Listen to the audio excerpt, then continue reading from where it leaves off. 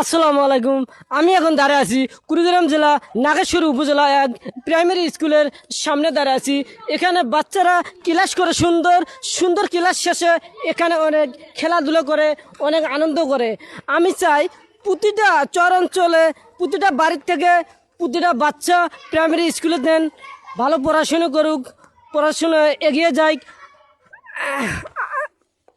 আমাদের চর অঞ্চলগুলো এগিয়ে যাবে ইনশাল্লাহ। যদি আমাদের শিক্ষা না থাকাতে আমাদের এই দুর্গটি আজকে আমাদের চর অঞ্চলগুলা, ভাঙা অঞ্চলগুলা আমরা দেখতে পাই। পাশে আমাদের আছে হাই স্কুল, প্রাইমারি পাশ করে আমাদের বাচ্চারা পরে হাই স্কুল পড়ে, কত সুন্দর, কিন্তু আমরা স্কুলে দিতে চাই না।